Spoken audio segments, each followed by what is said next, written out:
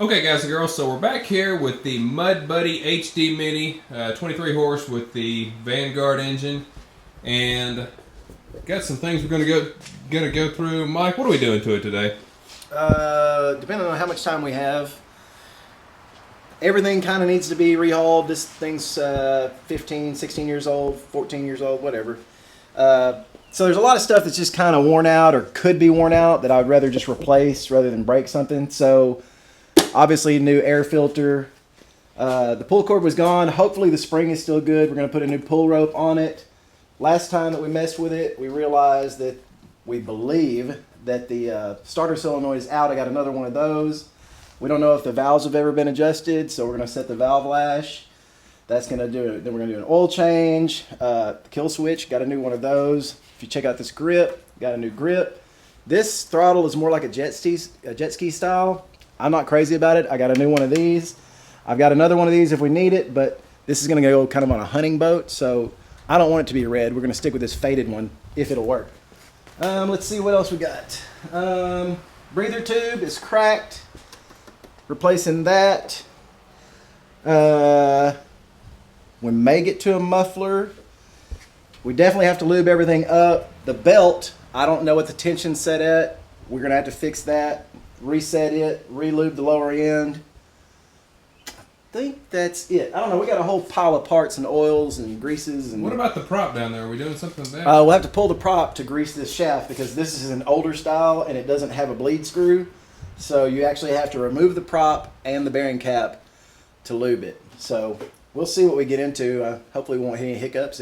If not, we'll just be putting stuff together. Very good. And we've got a table full of parts here. We'll try to keep you abreast of the different model numbers that we're using to try to make your job on this easy. Yeah, I just noticed that's another one of the things is if you look at this fuel line, it's probably worn out. So got a new fuel line, new fuel filter. I noticed that the fuel pump had leaked when I first got it. It quit. We're going to see if it'll ride. If we have to, we'll replace that. But we're gonna open her up and see. May put a little sea foam in her. Everybody likes sea foam. That's good stuff. And then just adjust some bolts. But okay, let's get going. Okay. So the first step in getting this starter solenoid off here is we need to remove this strap, and the thing holding it on is this. Zoom in here. There is a little nut right back here. So the best thing to use for that is going to be some sort of a flexi-headed 10 millimeter socket there. Okay, now if that's loose, we can just use a 12 millimeter wrench, or no, 11 millimeter, and remove those terminals. Okay, I'm about to replace the pull cord because it's gone. I don't know what this is going to be like because a lot of times the spring is broken, but I found the pull cord in the boat, and a lot of times they just rot off, and that's what I'm hoping is wrong. So we'll see in a minute.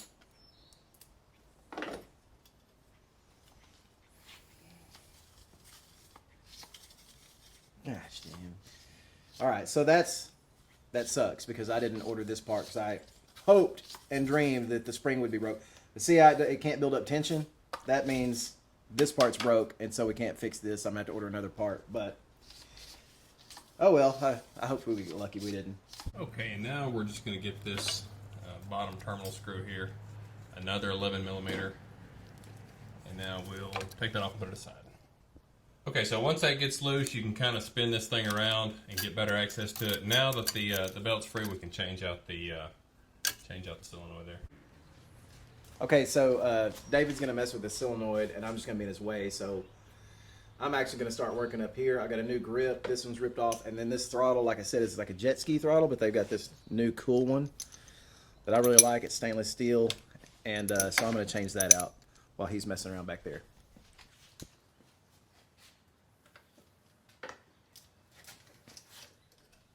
Okay, and you may can see here, this is the old solenoid, here is the new one. This one's bent just a little bit, so I think we're going to just use some channel locks or something to try to bend that metal back to make it fit around that starter better. And so right here, this is just a simple matter of kind of bending that down to match the angle of the starter there. Okay, I forgot to tell y'all, one of the things, like one of the only things that they told me about this motor was the throttle sticks whenever it's below freezing. And generally all that means is somewhere in the throttle cable there's water. And so below freezing, it's frozen up, you can't move it. So I remember I bought a new cable. But one of the things you want to do to make sure that the cable doesn't freeze is you get the cable end and you actually fill this cable up with WD-40. And if you do that, and you really ought to do it seasonally, it will not fail on you. So you just get your straw, get it as close to the hole as you possibly can. And then I'm going to use this towel as a backer or a guide. And I'm just going to fill this sucker up until fluid comes out the other end. And that's how it works. I'm going to be squirting it. It's going to be dripping out of my hand, but it's going to drip over here. Oh. Ready? Yeah. I have a tool at home that does that. Oh, it's coming out. It's freaking coming out. Move it. I see it. Yeah. So there you go. Okay, cool. She's loaded up. Okay, so the new solenoid strap is going on here. Or I guess the old strap with the new solenoid tightening up. We'll just connect these two back into this bottom terminal, and then the red one that we took out, we'll put that over here. What's going on here, Mike? I pulled off the throttle cable. I'm rerouting it, just actually putting the new one in at the same time I'm taking the old one out so that it goes along the same path. Okay, so now we have connected all of our connections and tidied that up, put our boots back on here, and so this thing should be ready to go here. And make sure to reconnect your black wire that comes there from your ignition switch. I forgot to tell you earlier, the part number here that we're dealing with is the Briggs & Stratton 691656. Okay, I got the handle grip off. You probably saw it. You have to cut those off almost always. I cut it off. I got the old jet ski throttle off. I think it's still good. It probably just needs some lubrication, so I'm going to keep it as a spare part. I'm just going to wipe this down with some acetone, get it good and clean, because I'm going to put the new throttle lever on and a new grip. All right, so this has turned into Mike's custom rig because this is the grip that I got. I ordered this one. It's pretty nice, good shock absorbent, and it should probably go about like this. Now, I ordered one without a hole in it, but I think they put the hole in it. So the ones that are this style should have an end cap. I don't have one, but I did notice that this nickel fits absolutely perfect. And if I turn it around backwards, look, the throttle's going to be back here, and then this little lip is going to keep my hand from slipping off. And it's got a little lip on the inside to hold the nickel. It's going to always be worth something. Will any nickel work, or I think could it be a buffalo nickel? U.S. currency is probably your best bet. Okay, so the moment of truth here, we just want to hook up a battery and see if we can make sure the solenoid works. All right, here we go. That's going to work. Ooh, it's going to work. Okay, I got her all cleaned off pretty good. I didn't go too far, but got my nickel in the end. I'm excited about that. There's a couple ways to do these. You can use some, contact cement or whatever.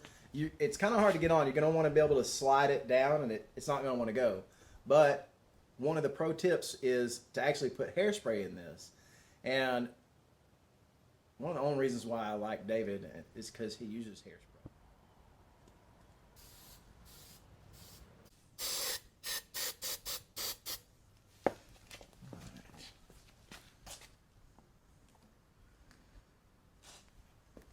Oh yeah. Get on there, honey. Oh, you nickel lost came your out. nickel. That's all right. We'll get her back in there. I didn't know how far to go with it.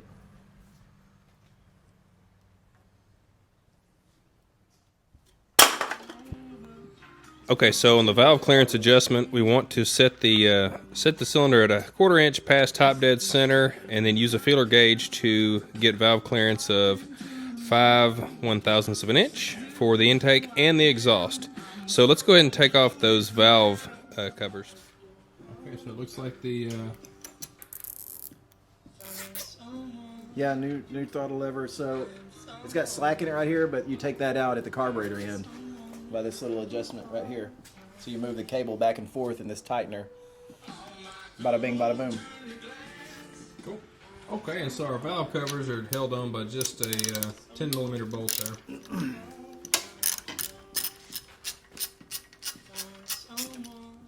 Okay, so to take out the slack, just push your lever forward. It pushes the cable all the way down underneath and around here, and then this little keep.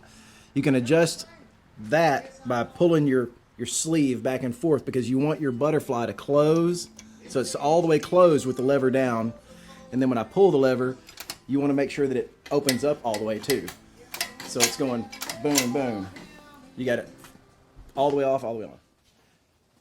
Okay, so here's our 5/1000 feeler gauge, and we're just going to stick that up in here in the exhaust valve. You see, it's got a nice snugness to it, but not too much. And the range is actually anywhere from 4/1000 to 6/1000. So I think 5 we're fine on both of those. Okay, so we were looking at this. It looks like the valve lash is good. We're just gonna put the valve cover back on. So it started to try and clean things up, and then notice, if you'll look at this seal. You need to notice if something like this is going on. See how there's some dirt, and then there's this notch in it? If you look, which actually it was like this, wasn't it? It was like that. There, that fits. See the dirt line? And the notch? That seal has been pushed in the entire time of this engine, and it's made a little mark, but that notch is actually hitting the spring. This whole time it's been eaten away, and this valve cover, I'm surprised it didn't even leak.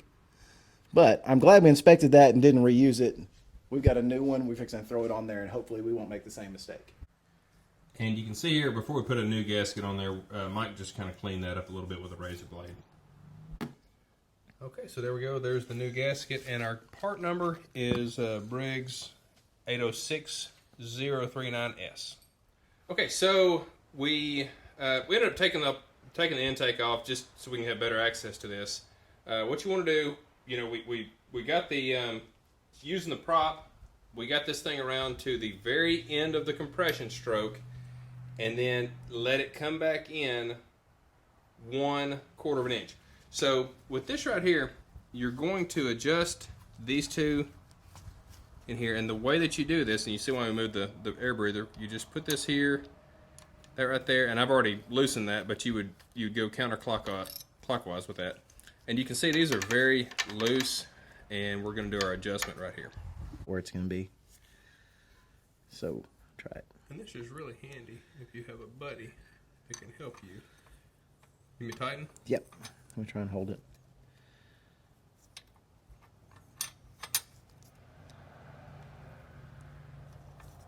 One more? Go ahead, try it.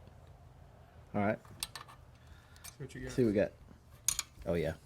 Feels good? That feels real good. Cool. Let me get the side of it over there and just kind of show. Is it locked down, though? I can get close. You want to do your demonstration again?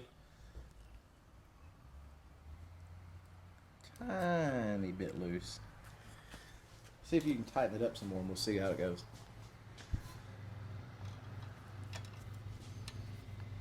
Go ahead. Ready? Yeah, you can do it. Yeah. Is that tight? Yeah, I think so. All right, whoa. Too loose. All right, try it.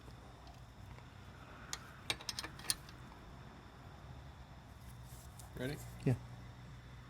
Okay. Perfect. I love it. Cool. Good deal. What do you think about the torque spec? And now we're back on the other side, and I just wanted to show you, everybody makes mistakes. We were not on the correct stroke. You want to make sure that you are right after that compression stroke. These should be just a little bit loose there, and they weren't. So we're going to go ahead and readjust these, and then we'll be done.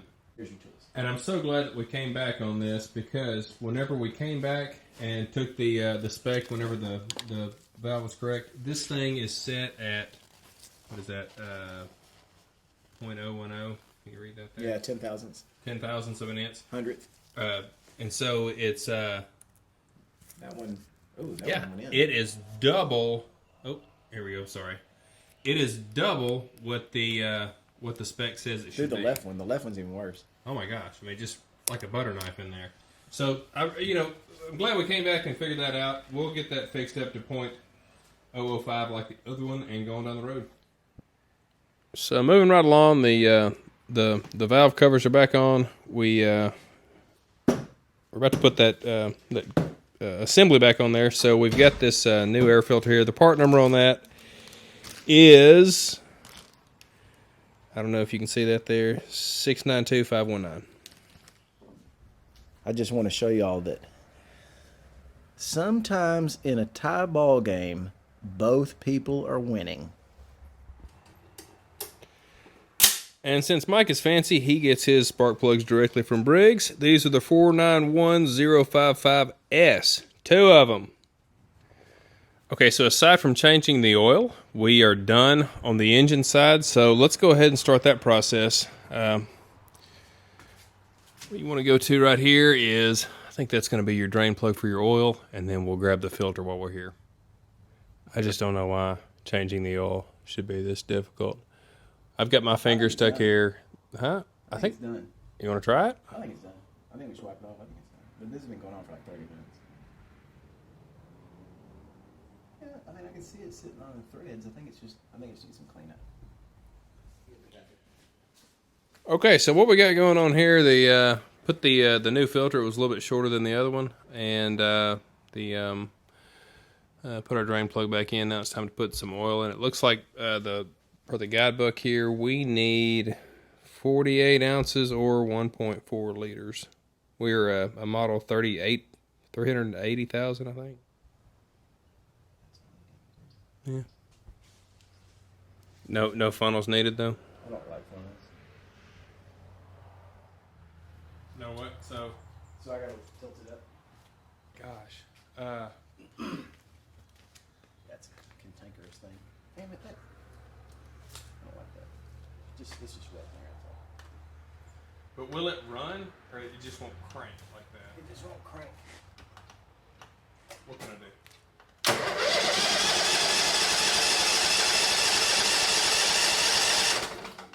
The choke. Oh, yeah. Kill switch works. So that smoke come out of there. Ready? Yep.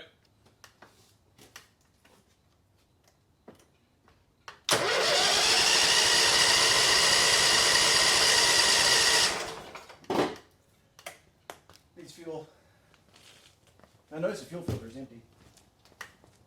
Even though it got tight. Should we use gravity to get it down there? I got it.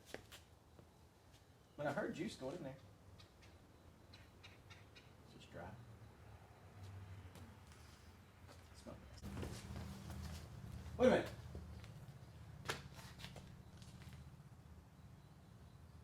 What about? It's a kill switch. We need it connected. It needed. Oh yeah, that's going to be a problem. That's why it didn't start.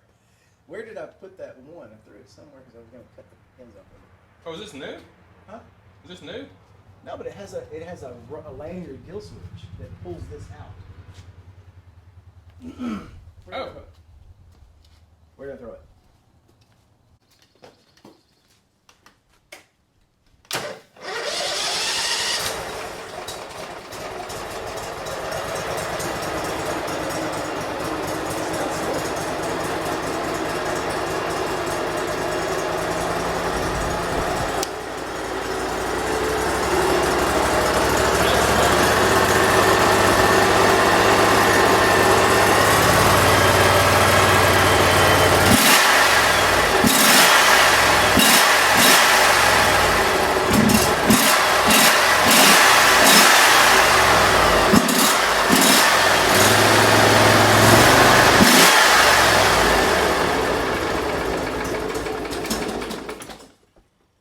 I have to adjust the idle on that. Actually, I mean, it depends on the deflection, huh? Okay, so now it's time to test the belt tension. We have taken this cover off. It's just 6 screws. Easy peasy. Gosh, I can't eat. I don't have a good light here. Here we go. So we have a tool that we're going to use to test this. I mean, right there with my fingers, that sounds pretty tight. Or feels pretty tight. Yeah, stick that tool in here and I'll show you. Yeah, so it's got your distance gauge right here, and then this is your pounds. And we're looking for 14 to 17 pounds. Somewhere in this region at a 1/4 inch deflection. So I don't know. It looks really tight. We're gonna have to push in 1/4 inch and see. And so this access point right here is where we'll test that. I'm ready when you are. Good. You watching? Yep. Right there. Yeah. That's at 14. The spec is 14 to 17, so I think it's pretty good. I don't think there's any sense in taking it all apart. So show us what you saw on that side. Okay, so on this side you have to watch the pounds. It goes up. Whenever David saw it go to 1/4 inch deflection, we got to 14 pounds. So I think it's good. I mean, the spec's 14 to 17. Okay. That's pretty good. Cool. Yeah, so just a 1/4 inch of deflection. We were 1/4 inch away from 1. Once that thing got to 1, we were good. Mike called the reading, and we're okay. So there's no need to make an adjustment. If we were going to make an adjustment, it involves what? All 4 of these. No, not those. There's 2 here. Yeah. 2 way up in here, and 4 right here, or 2 here, and 2 here. Which basically, I don't know how you would get to that one because the belt's in the way. So. Okay, so lucky that we don't have to do that. Yes, very lucky we don't have to. Sounds really nice and smooth. Just need some fuel, and that's bad fuel. What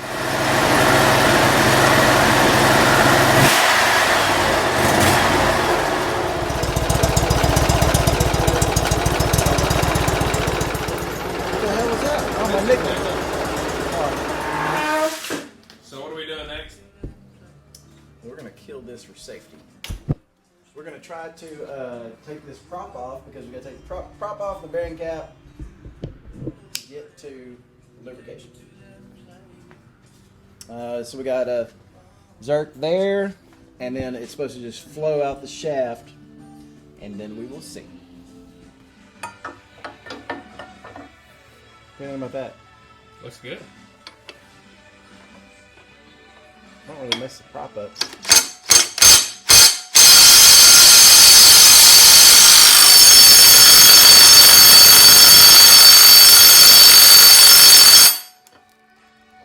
Wow. What I'm talking about, Willis. That's right.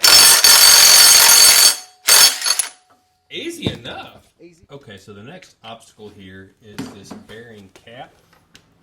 And we're going to hit some PB Blaster and some tapping. And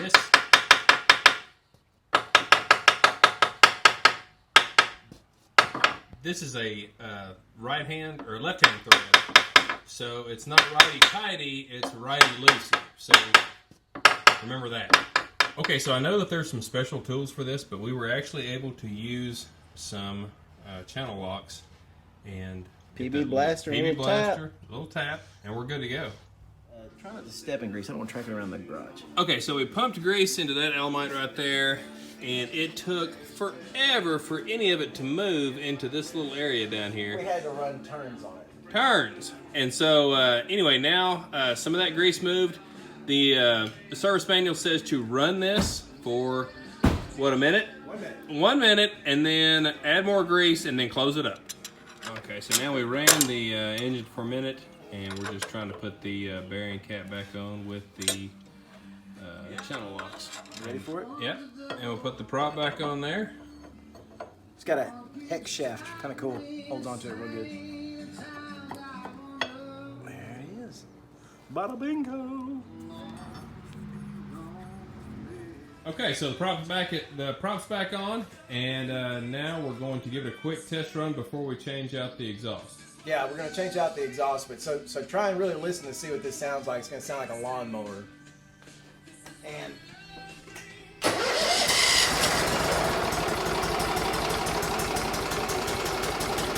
go back there and see if you can hear it, baby. See what that sounds like. Alright, let me get his best.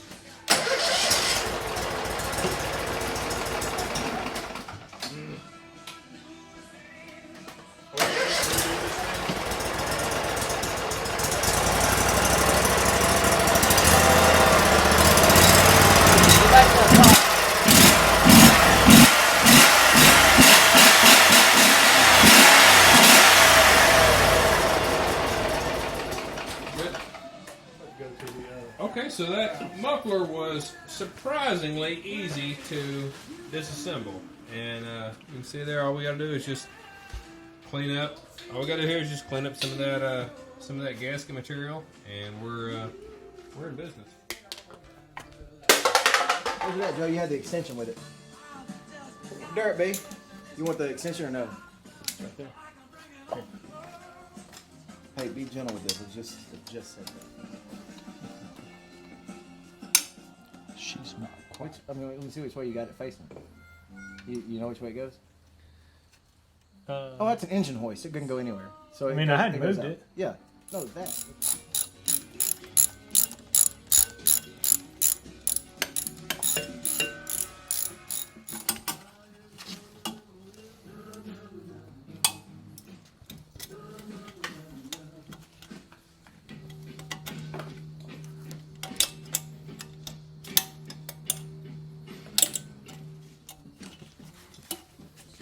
Put the trampoline together, Joe.